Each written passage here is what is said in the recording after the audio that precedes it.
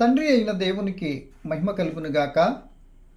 ప్రభును ప్రియ రక్షకుడైన యేసుక్రీస్తు నామంలో టీమ్ ఆఫ్ గాడ్ ఛానల్ వీక్షిస్తున్న ప్రియ సహోదరి సహోదరులందరికీ హృదయపూర్వకమైన వందనాలు తెలియచేసుకుంటున్నానండి.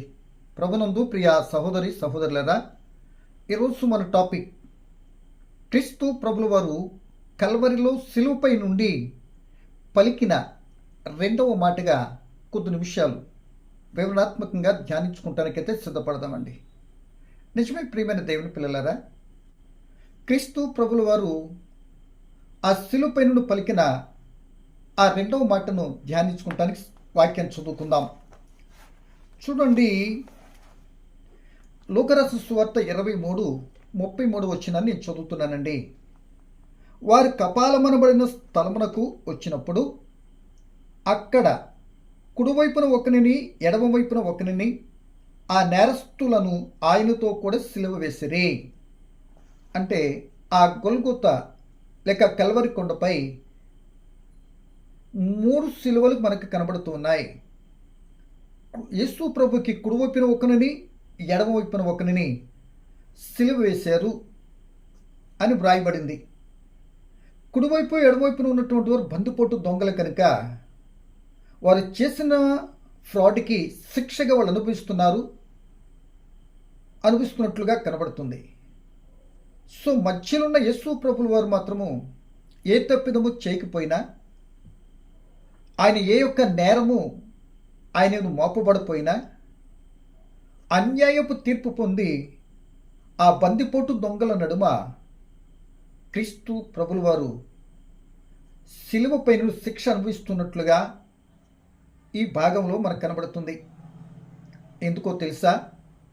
లేఖనం ఈ విధంగా సెలవిస్తుంది. ఆయన కూర్చున్న ప్రవచనం యెషయా గ్రంథము 53:12 వచనంలో, ఆయనను అక్రమకారుడిగా ఎంచారు కనుక మరి అక్రమకారులైన బందుపోటు దొంగల నడుమ ఆయన సిలువేసినట్లుగా అది నెరవేర్పు. సో తప్పు చేసిన బందిపోటు దొంగల కంటే ఏ తప్పు చేయనటువంటి యేసు ప్రభువు వీరిరువురు కంటే ఎక్కువ బాధను క్రీస్తు అనుభవిస్తున్నారు. వీరు సిలువ మాత్రం వేయబడ్డారు, వారితో పాటు క్రీస్తు కూడా సిలువ వేయబడ్డాడు. కానీ ఆయన తలపై ముండ్ల కిరీటం, ఆ ముళ్ళు గుచ్చుకుపోతుంటే రక్తం ముఖం మీద కారుతూ ఆయన ఒళ్ళంతా కూడా రక్తసిక్తం అయిపోయింది.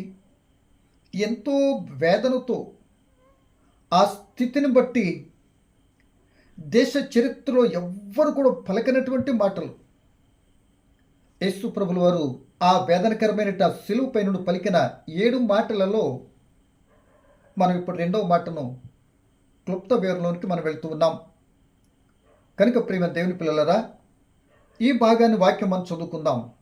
ఇదే లూకాసు సువార్త 23:39 నుండి మనం చదవటానికి ప్రయత్నించేద్దామండి.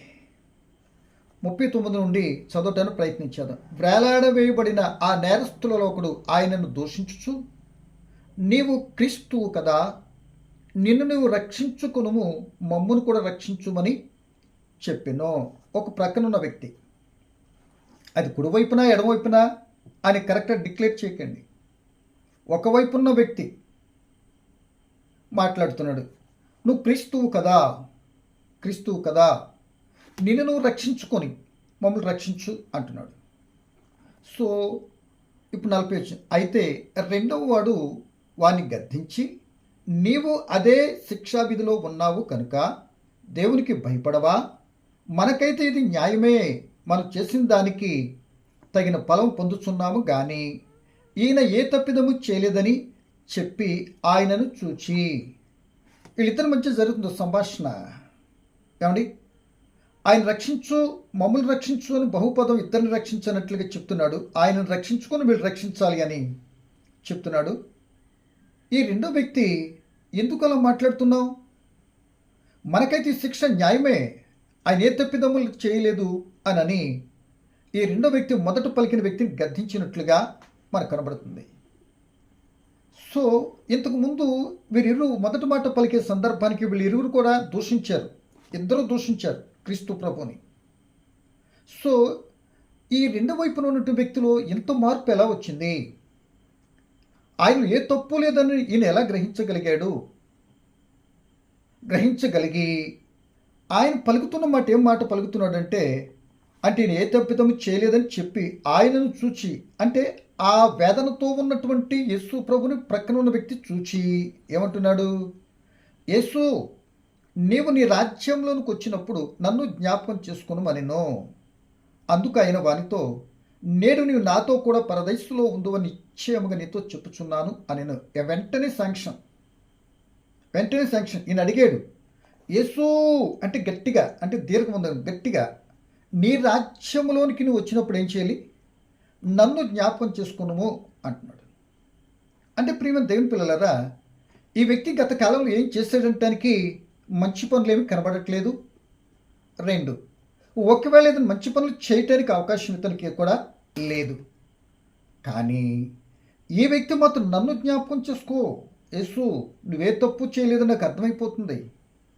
ఒక రకంగా రోమ ప్రభుత్వం వారు అన్యాయం చేసినటువంటి మాకిదించు శిక్ష విధానంలో నీకు విధిస్తున్నారు. నువ్వే తప్పు చేయలేదు, నా అంతరాత్మ చెప్తుంది అన్నట్టుగా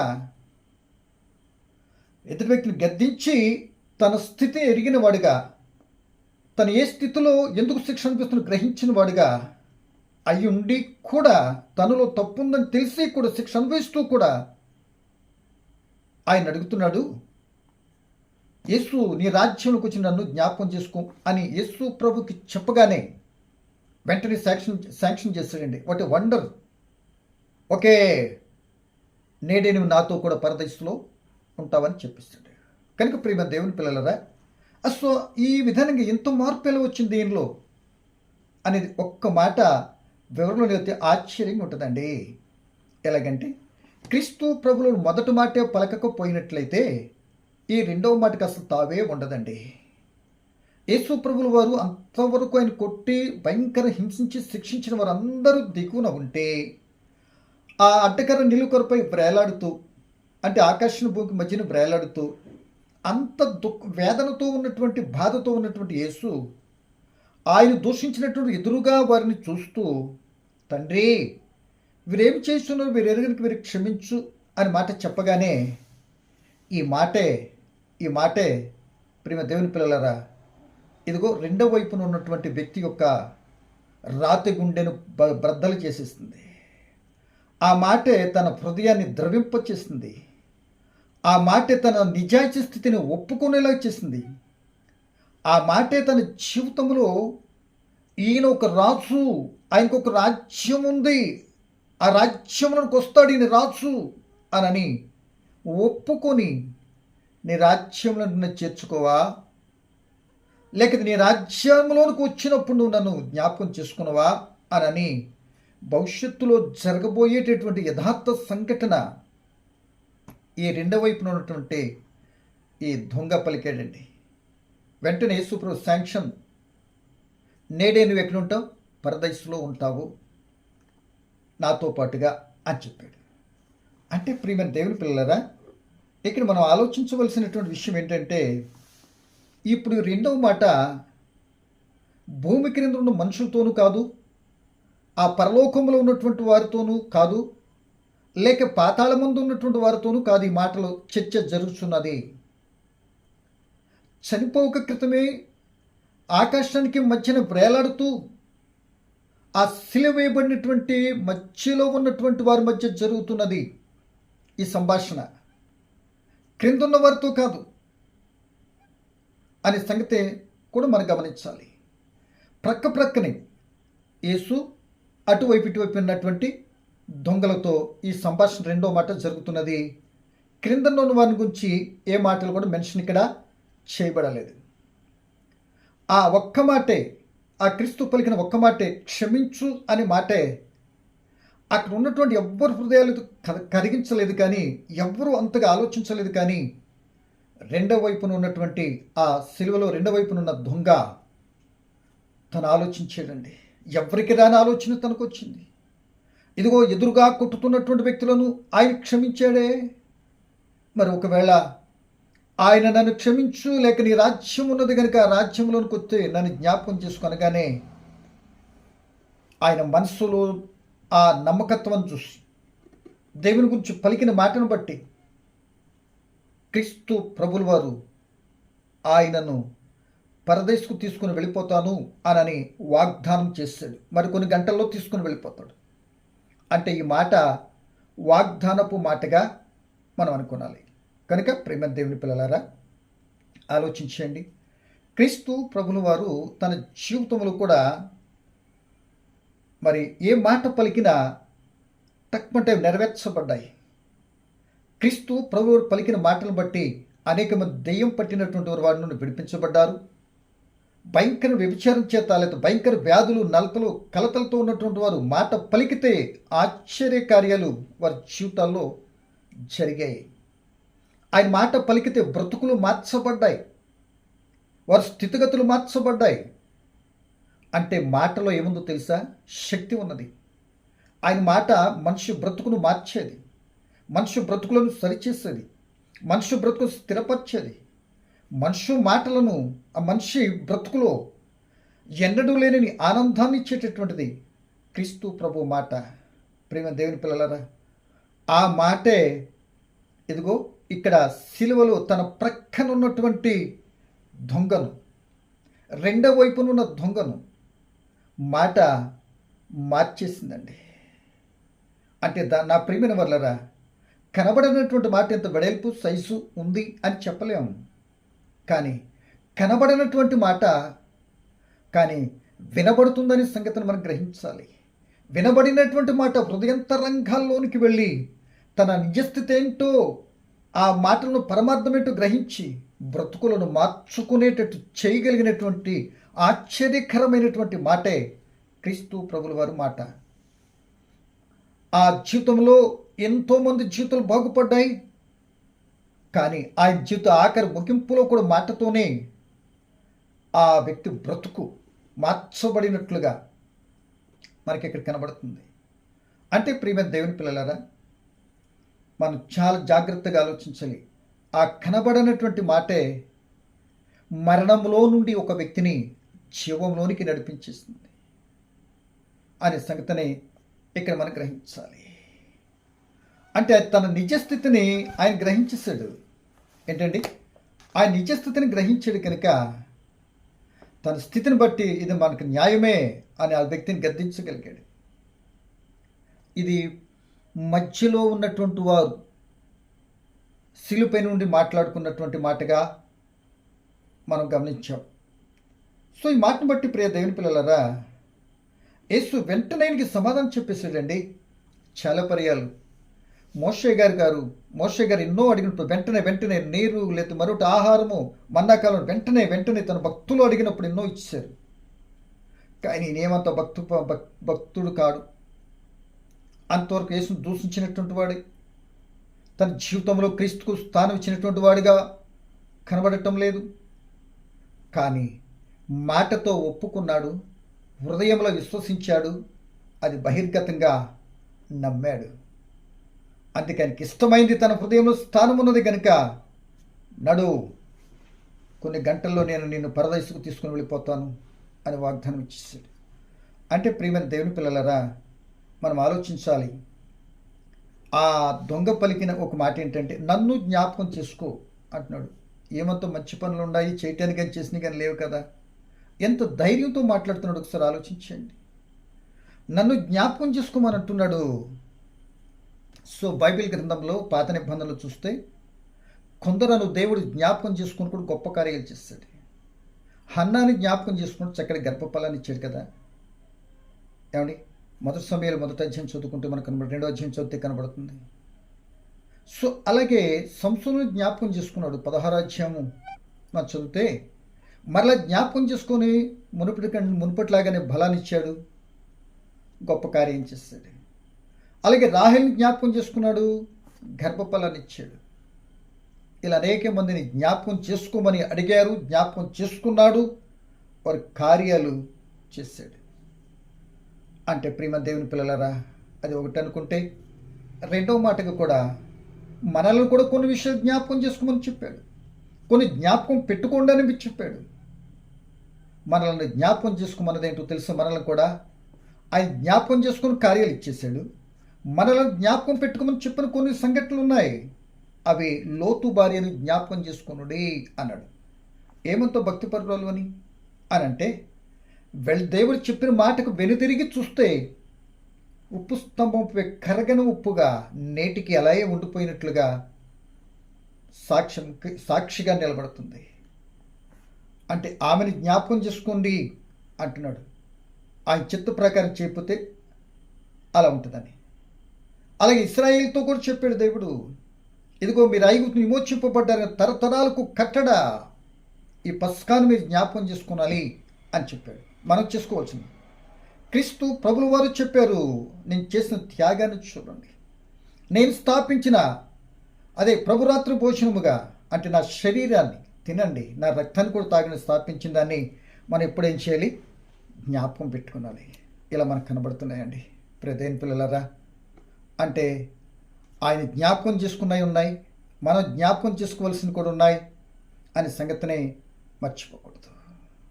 ఇప్పుడు నాకు కావాల్సిన మాట ఏంటంటే, ఇప్పుడు మనం ఆలోచించేది, ఆ శిలువలో దొంగ నన్ను జ్ఞాపకం చేసుకోమన్నాడు కనుక ఆయన దేవుడి జ్ఞాపకం చేసుకుంటే ఏమవుతుందో, దేవుని జ్ఞాపకాల్లో మనం ఉంటే ఏమవుతుందో అనే దానిని కొద్దిగా వివరించుకున్నాం అన్నమాట.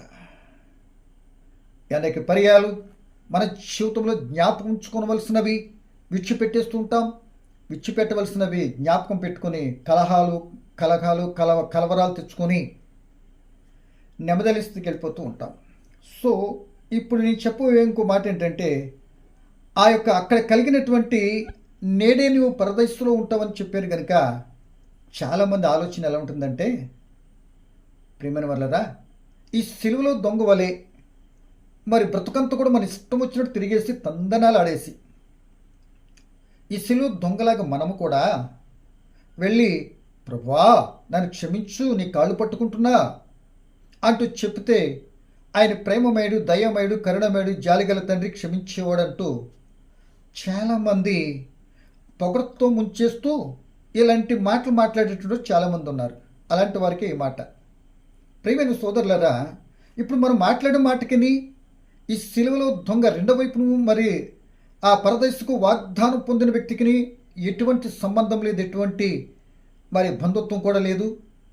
అసలు ఆ వ్యక్తికి సంబంధించినటువంటి విధానము నేటి క్రైస్తవ తరానికి వర్తింపదు, అది కుదరదు అనే సంగతిని మొట్టమొదట మనం గమనించాలి. ఎందుకు అంటే ప్రియ దేవుని పిల్లలారా, ఇక్కడ పలికిన మాటను మీరు ఒకసారి చూస్తే, నేడు నీవు నాతో పరదేశంలో ఉండు, నేడు అనని ఆ రోజును చెప్పాడు. మరి ఈ రోజుకి నేడే అని అంటే ఈ రోజే కదండి. రక్షణ అనేది ప్రేమ దేవుని పిల్లలరా, నేను రేపు తీసుకుంటా లేకపోతే మరింక ఎదరికెళ్ళినాక తీసుకుంటా అంటే కుదరదు. ఒకవేళ నీకు దేవునికి చిత్తానికి అనుకూలమైతే నేడే రక్షణ దినం, నేడే అనుకూలమైన సమయం అని బైబిల్ సెలవిస్తుంది. అంటే నేటి కాల సమయం నుండి నేటికి వచ్చావు, ఇక రేపటి కాలం ఉంటామో లేదో తెలియదు మనకి, అది భవిష్యత్. ఆయన చిత్తమైతే ఉంటామేమో. కనుక నేడనే సమయం ఉండగానే మనం ఏం చేయాలి, బాప్తిస్మము తీసుకుంటానికి వెళ్తే క్రీస్తును కలిగి ఉండాలి అని వాక్యం సెలవిస్తుంటే, ఈ ప్రబుద్ధులు చెప్పేటటువంటి మాట ఏంటంటే, రేపు తీసుకుంటా, లేకపోతే పండగ తీసుకుంటా, లేకపోతే మరొకదాన్ని తీసుకుంటా. ఈ 40 దినాలు కూడా ఒక అనాలోచిత ఆలోచన ఏంటంటే, ఈ 40 దినాలు ఉన్న తర్వాత ఎప్పుడు తీసుకుంటానంటారు, ఆ యొక్క ఈస్టర్ రోజున, ఆ క్రీస్తు మనం తిరిగి లేచిన రోజు తీసుకుంటామని కొందరు ఇలా జరిగిస్తూ ఉంటారు. క్రమం కాదు ఇది అసలు.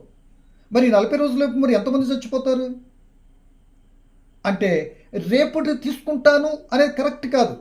ఇక్కడ చిన్న ఉదాహరణ చెప్తానండి. ఒక రోజున మెడ్రాస్లో జరిగిన సంఘటన, 10 మంది స్టూడెంట్స్ మరి మీటింగ్కి వచ్చారట, హాస్టల్లో ఉన్నటువంటి విద్యార్థులు వస్తే, అక్కడ ఈ నేడే రక్షణ దినం, నేడే, ఇక రేపు నీది కాదు, మరో క్షణం మనం బ్రతికేమవుద్దు అని రక్షణ గురించి అని చెప్పి మారు మనసు గురించి చెప్తే, 9 మంది మేము మారు మనసు పొందేస్తాము అని రెడీగా సిద్ధపడి ఆ కార్యక్రమాన్ని జరిగించుకున్నారు. దేవునికి విధేయత చూపారు. ఒక ఆమె మాత్రము ఏం చేసిందంటే, నేను తీసుకుని మా నాన్న ఉన్నాడు, రేపు తీసుకుంటా, రేపు వస్తాం కదా, రేపు తీసుకుంటానే అన్నారంట. 3 రోడ్డు క్రాస్ అవుతున్నారు, 10 మంది. 9 మంది రక్షింపబడ్డారు. ఆ రక్షణకి ఒప్పుకోని వ్యక్తిని కరెక్ట్ డాష్ కొట్టింది, స్పాట్లో చనిపోయింది. ఎందుకు ఈ మాట చెప్తున్నానంటే ఆ రక్షణ అనేది నేడే. మరి మన జీవితం పోవటం అనేది కూడా నేడే. నిన్న అనే దాంట్లోకి వెనక్కి వెళ్ళి సరి చేయలేం. ఇప్పుడు ఈ దొంగ నిన్న జరిగిన స్టోరీ అది. నిన్నట్లోకి వెళ్ళి నేడు అని నువ్వు ఎలా అనిపించుకోగలుగుతావు? కనుక నేడు అనేది నీకు బైబిల్ చెప్తున్న మాట నువ్వు అనుసరించాలి, కానీ సిలువలో దొంగకి నీకు ఎటువంటి సంబంధం మాత్రం లేదు. అది మనకు వర్తించదు. కనుక నేడే రక్షణ దినం అనే సంగతిని మర్చిపోకూడదు. అందుకే ప్రియ దేవుని పిల్లలారా, దీపం ఉండగానే ఇల్లు చక్కబెట్టుకో. మరో క్షణానికి ఏమవుతామో మనకు తెలియదు. అదే మీరు చూసినట్లయితే మరి హెబ్రీ పత్రిక 2వ అధ్యాయం 3వ వచనంలో, ఇదిగో ఇది మిక్కిలి అనుకూలమైన సమయం, మీది మిక్కిలి అనుకూలం, నేడే రక్షణ దినం అంటాడు. సో అది ఇదే మాటను అపోస్తలుడు పౌలు గారు 2 కొరింథీ పత్రిక 2:3 వచనంలో, ఇంత గొప్ప రక్షణ నిర్లక్ష్యం చేయొద్దు. నిర్లక్ష్యం అయితే ఉగ్రత వచ్చేస్తుంది. కనుక నేడే రక్షణ దినం, ఈ ఉగ్రతను తప్పించుకుంటానికి. అంతేగాని నేడు అనేది రేపు అనేది మన జీవితం ఉందో లేదో తెలియదు.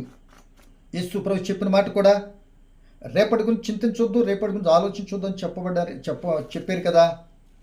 అందుకే జక్కయ్యతో చెప్పాడు, నేడే జక్కయ్య ఇంటికి ఏమొచ్చింది? రక్షణ వచ్చింది. ఏమొచ్చిందండి? నేడే రక్షణ వచ్చింది. నేడే రక్షణ దినం, నేడే రక్షకుడు పుట్టి ఉన్నాడు అని లోకసువార్తలు మనం చూస్తూ ఉంటాం. ఏమండి? జక్కయ్య ఇంటికి రక్షణ వచ్చింది లోకసువార్త 19లో మనం చూస్తూ ఉంటాం. నేడే నీవు పరదైస్సులో నాతో కూడా ఉంటావు అని చెప్పాడు. ఎంత చక్కటి మాట్లాడండి. ప్రియ దేవుని బిడ్డ, నేడు అనేది నీ జీవితంలో జారిపోయిందంటే రేపు అనేది ఉంటుందో లేదో మనకు తెలియదు. ఆ దొంగతో పోల్చుకోక, అంటే నువ్వు తెలుసుండి తప్పటడిగేస్తున్నావు, తెలుసుండి అలా చేస్తానంటున్నావంటే అక్కడికి వెళ్తావనే నమ్మకం ఉందా నీకు? రేపు ఏమవుద్దో తెలియనటువంటి వాడికి రేపు అక్కడ తీసుకుంటాను అని అంటావేంటి? అది అవివేకం కాదా? అనాలోచితం కాదా అని గ్రహించమని ప్రభుని బట్టి మీకు జ్ఞాపకం చేస్తూ, అది మనకు వర్తించదు నేడనేది మన జీవితాన్ని అన్వయించుకోవాలి. కనుక నా ప్రియమైన దేవుని పిల్లలరా, ఆలోచించేయమని ప్రభుని బట్టి నేనైతే మీకు జ్ఞాపకం చేస్తున్నాను. అంటే ఇక్కడ సిలువ పైన ఉన్నటువంటి దొంగకి నేడే, ఆయనకి నిన్న కాదు, నేడు, రేపు మరొక స్థలంకి వెళ్ళిపోయాడు. ఈ 2 మాటలు బట్టి ఇంకా మనకు క్లియర్గా ఉండడానికి అవకాశం ఉంటుంది. చూడండి, ఉదయకాల సమయంలో దొంగగా సిలువేయబడ్డాడు. బందిపోటు దొంగలకి పరలోక రాజ్యం లేదు కదా. మరి అది కాకపోయినా బందిపోటు దొంగ. ఈ దొంగకి ఏముండదు? ఉదయకాల సమయంలో దొంగ స్థితిని బట్టి శిక్షలో ఉన్నాడు. ఏమని? సిలువపై శిక్షిస్తున్నాను. సాయంకాలానికి ఈ దొంగ దొరైపోయాడు. వాటి వండర్ కదండి, దొరైపోయాడు. సిలువ పైన ఉదయకాలం సిలువ పైన ఉన్నాడు, సాయంకాలానికి పరదేశకు వెళ్ళిపోయాడు ఆయన. ఇది సిలువలో దొంగే, రెండవ వైపున ఉన్న దొంగ. ఏమండి? తర్వాత ఉదయకాలంలో ఎంతో బాధతో ఉన్నాడు, ఎంతో బాధ భరించరాని బాధతో ఉన్నాడు. సాయంకాలానికి నెమ్మది పొందే పరదేశంలో ఉన్నాడు.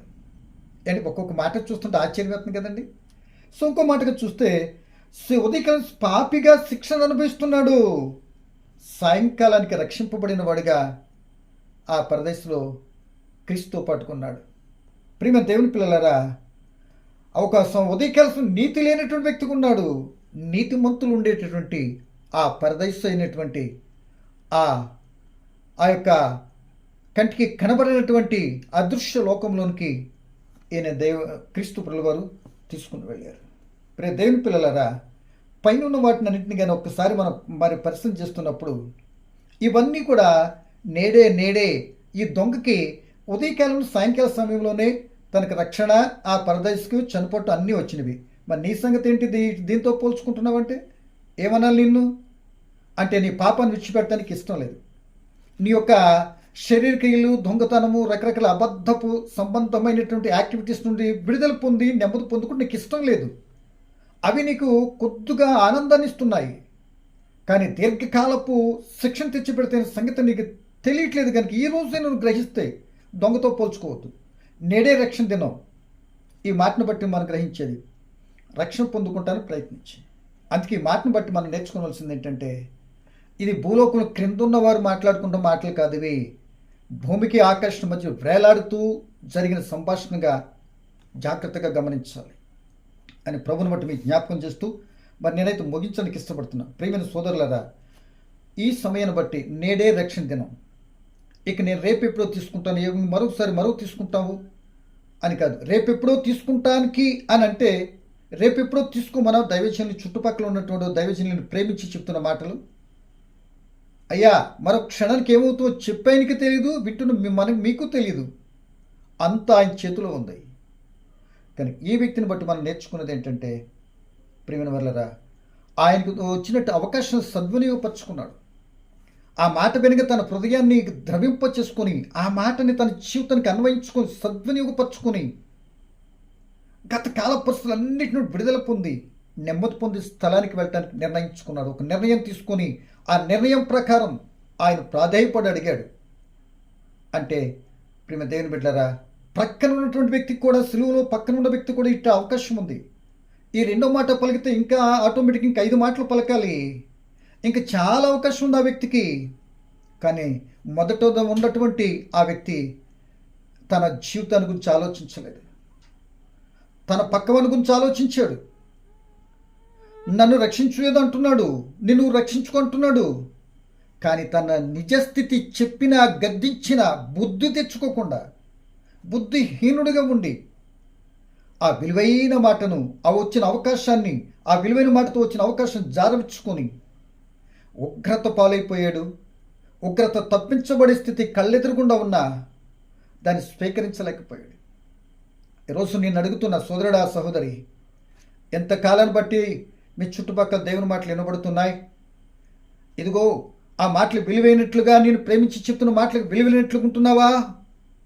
అయితే రేపు అనేది నీ జీవితంలో ఉందో లేదో చూసుకో. ఈ మాటలు వినిన తర్వాత ఒక నేను దేవుని ఆత్మ నేను ప్రేరేపిస్తే వెనకంజ వేయొద్దు.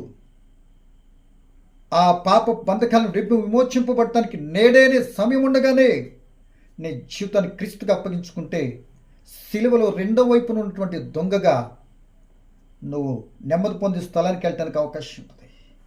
దుర్వినియోగపరుచుకుంటే ఇదిగో దేవుని ఉగ్రత పాలై యుగాక నరకాగ్నికి వెళ్ళిపోతున్న సంగతిని గ్రహిస్తావు అని మరొక పర్యాయం ప్రభువుని బట్టి చెప్తున్న మాట.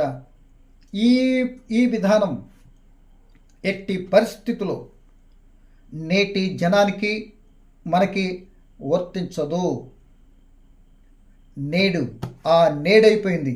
ఇప్పుడు నీకు నేడు దేవుడు ఆ జీవం మారి ఎదురుకొచ్చిన తర్వాత చెప్పబడిన విధానంలో నీవు ఉండాలి. కానీ నిన్ననే దాంట్లోకి వెళ్ళటం నీ వల్ల కాదు. రేపు అనేది ఎలా ఉంటుందో నీకు తెలియదు. నేడనే జీవితం సమయం ఉండగానే ఈ మాటను బట్టి సిలువలో దొంగ మారిన రీతిగా నీ బ్రతుకును మార్చుకుని సంతోషంగా నెమ్మది కలిగి ఉంటావు.